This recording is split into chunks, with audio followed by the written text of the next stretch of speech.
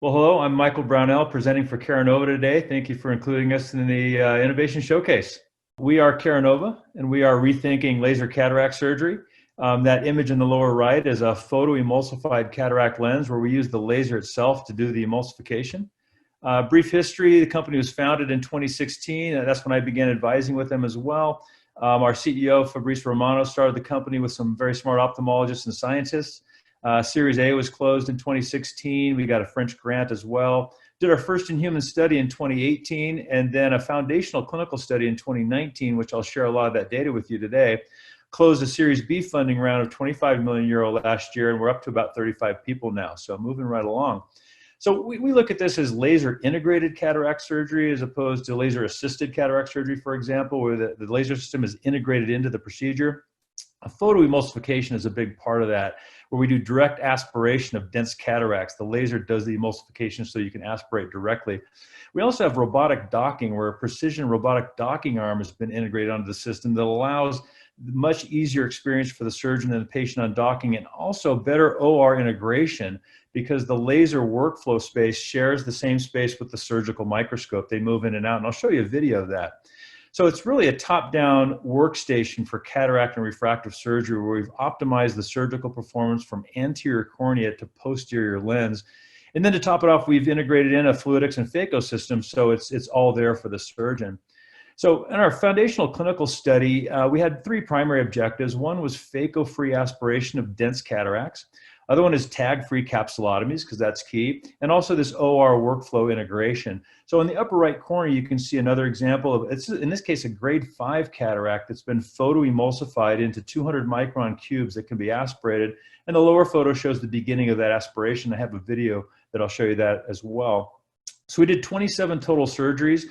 21 were grade 3 and above, and 14 were above grade 3. So we really wanted to have a lot of dense cataracts, and we got them, which was great. And in 25 of the 27, we actually had zero phaco for full aspiration, which is great. And the two that weren't were really the first couple where we were doing a little bit exploratory. We had phaco in there, but the actual phaco time was a couple seconds, just there in case. And our capsulotomies also were very tag-free once we dialed in the energy and some of the parameters, and we were able to get very good tag-free capsulotomies.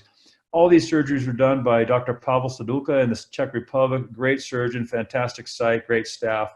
Couldn't have been happier with how that all came out. This slide is an interesting comparison of photoemulsification and fragmentation. All these cases were bilateral laser cataract surgery, and this is the same patient. So on the left, you see the Keranova photoemulsification, which we think of as the new look of cataract surgery with all those little cubes.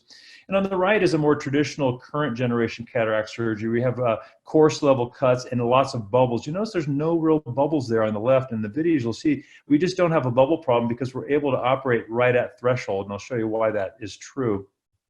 Here's a sequence of images from the same patient. This is a grade 3, upper left, going clockwise. It's the photoemulsification. And then the beginning of breaking it up and aspirating out. You can see there's a localized adhesion, so that it actually stays together, but it aspirates very nicely. And so it makes it very easy for the surgeon to manage the tissue and to aspirate. That's a 600 micron diameter cannula. It's not a phaco tip, it's an aspiration cannula. And here I'll show you a video of, in this case, a grade 4. That's the aspiration cannula in there. He's just getting started. You notice if you look at the center of the lens, boom, from top to bottom, a big chunk just came out. You can see the small cubes at the bottom.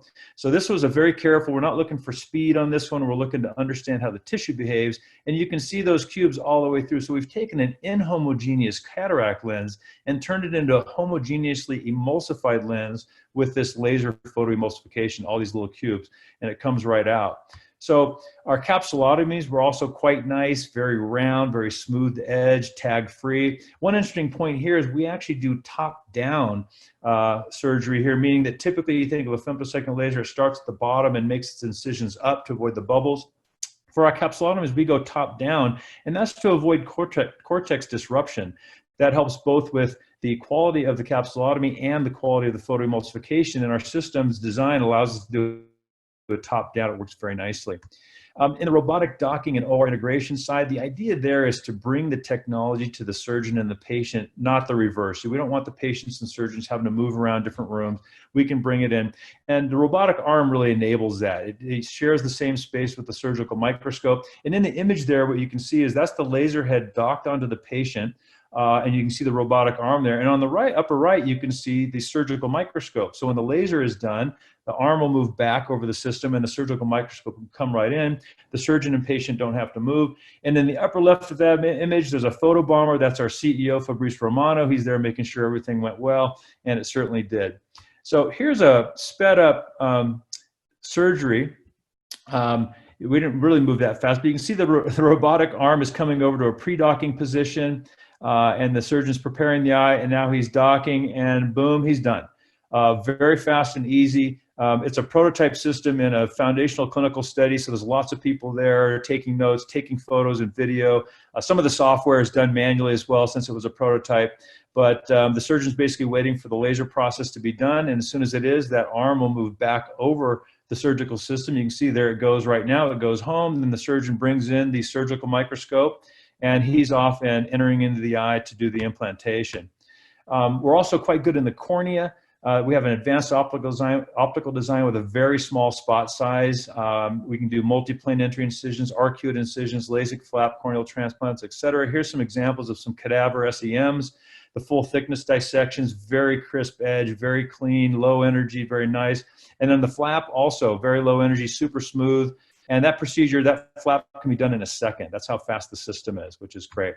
So a little snapshot into the technology itself. We actually use wavefront modification of the laser beam to create multiple focus spots. So the laser beam's incident on the phase mask, and in the focal plane, in the eye, in the lens, there's multiple spots of identical energy and beam quality. So that allows us to have a lot of control over how fast and how well we get through the surgery. We also have something called the threshold scanning system, where we can map the energy threshold throughout this inhomogeneous lens. The threshold will change given the density and optical properties. So the goal is to map that local energy throughout the lens. We do that by putting a grouping of increasing pulse energies together into a local region. Our imaging system can take a look at that and determine which bubble corresponds to the threshold. And then we get this energy threshold map for each lens. So it's a customized threshold. And the result is minimal gas, as you saw, and very efficient incisions. So these technologies work together to give us the ability to actually do photoemulsification, which is kind of the core of the system.